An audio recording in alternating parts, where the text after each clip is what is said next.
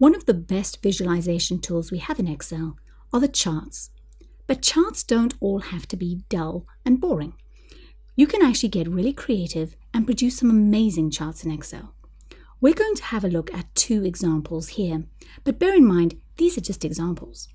The first one we're going to look at is this percentage dial, and then we're going to look at how to create a gauge chart, or a speedometer if you prefer. So let's start with looking at how we can present our resolve rate as a dial rather than a dull box. Coming back to our calcs, we're going to start by scrolling down a little bit, and you'll see first of all in the data we have the resolution rate, but we've also created a little calculation to get the inverse, or if you prefer the complement of it. So this will make up the total of 100%, and that will help us create our chart. Now we're going to start by clicking in a blank cell, and then we're going to come to Insert, and the chart type we want is a donut chart. So insert your donut chart, and now we're going to manually go and add the series we need. And the first one we want to add is actually some background. So we're going to click Add, and I'm just going to call this Background. And then all we want is 20 ones to make up that little background grid. And to make life a little easier, I've actually popped them in the workbook, but you could manually type them in here if you wanted.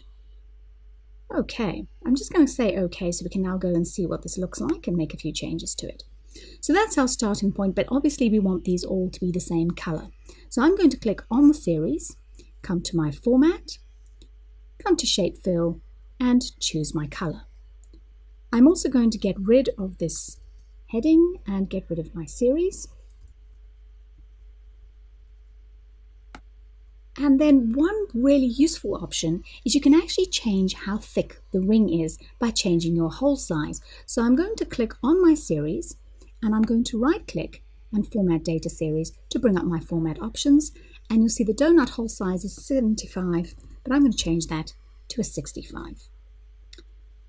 And finally, I'm just going to resize this so it will fit nicely on my dashboard. And I've worked out that 4.5 works quite nicely. At this point, if I was creating multiple versions of this chart, I would copy this. So I'd create the other 2 so that I didn't have to redo this background over again. The next step though is to add the foreground. And what I really want to do is where they have achieved the value, I actually want to see the background. But where they haven't, where there's still more to go, I want to see it semi-transparent. So I'm going to add another donut chart on top of this one. Let's see how it's done. Coming back to Design, we're going to click Select Data again, and we're going to add another series. The series name in this case is going to be my resolution, and my series values are going to be the resolve rate and the inverse. And then I'm just going to say OK. So you can now see the rings it's created, but I'm going to want to change the fill. So I'm going to click once to select the series and a second click to select just the values I want. I'm then going to come to my fill, and for this one I'm going to choose no fill. Then my smaller amount, the amount I haven't actually achieved, I'm going to change the fill color to white, and then I'm going to change the transparency to 25%. It's hard to see at the moment, so the next step is to come up to change chart type. We're not actually changing the chart type, we're just putting it on a secondary axis. And in other versions, you may find it easier to right-click secondary axis, and we're just going to click OK. That's simple. Now with a couple of little tweaks, so let's just come up and make sure that there's no chart fill and that there's no outline. We're now ready to put this on the dashboard. So I'm going to copy that, come to my dash, and just for a moment I'm going to pop it over here. Before I'm going to put it on here, I want this to be formatted the same way as I've done with the other values here. So I'm just going to click on one of those. You can see it's the same shape, I've just made it no fill. So I'm going to click my Format Painter and click on the shape. I can then grab my donut chart and and position it nicely over the value. And I'll obviously use my alignment tools to get it properly lined up, but that's pretty much what we're looking for. Now, the next chart type we're going to look at is what's called a gauge chart, or sometimes a speedometer, and that allows us to actually see an improvement or a decline in a certain metric.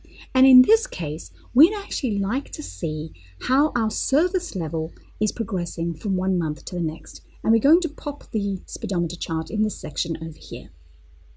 Let's go back to our calc sheet though to get it all set up. We're going to scroll down now to row 43, and the first thing we need to do is set up our data. And again, we're going to have a background, and then we're going to impose our series on top of that. The background can be anything you like. So if you want to see it going up in quarters, you could go for 25%. We actually want to see it going up in thirds. So to make life easy, I'm just going to say 100% divided by 3, and then I'm going to copy that down. But with a speedometer, I actually only want to see half a circle. So I need to somehow balance this out, and I'm going to do that by adding up all of these values to get my other 100%. And this will form the bottom half of the circle, which I'll just make no fill. Now we want to calculate our pointer.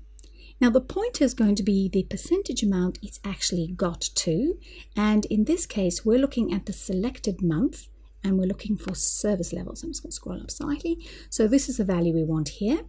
So I'm going to type equals and click on our service level and enter. That will get us to the correct place, but I now need a tiny little dial so I can actually see it as a dial rather than a great big chunk. And for that, I'm just going to put 1%. Don't want it to be too thick at all. And finally, I need to balance out the rest of the chart. And we've established that our chart is actually 200% round. So we're going to have 200% less whatever our service level is, less our pointer. So now our data's set up, we can go about actually creating the chart. I'm going to start by selecting our background values, and again I'm going to use a donut chart.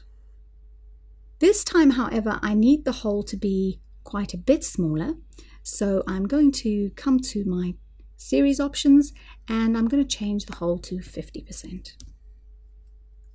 You'll notice, however, that it's unfortunately putting it round the side, and we actually need that all to be rotated backwards through 90 degrees. And the trick to doing that is, again, in our series option, we're going to change our angle first slice to be 270. And now it's looking pretty good. Okay, let's make some changes to the colors. So I'm going to come up to Format, and first of all, I'm going to start by removing the outlines. So no outline on any of those. Then I'm going to single click on my first segment and choose a fill. Usually I recommend theme colors, but if I go for a theme color and I change my theme, my speedometer may change to a color that doesn't make sense. So I'm actually going to force the issue by selecting standard colors, which won't adapt. I'm going to go for a simple red, yellow, and green. And then the bottom section, I don't want to see it all. So I'm just going to come up to Shape, Fill, and choose No Fill. And then another quick tidy up, I'll just get rid of the chart title and the legend.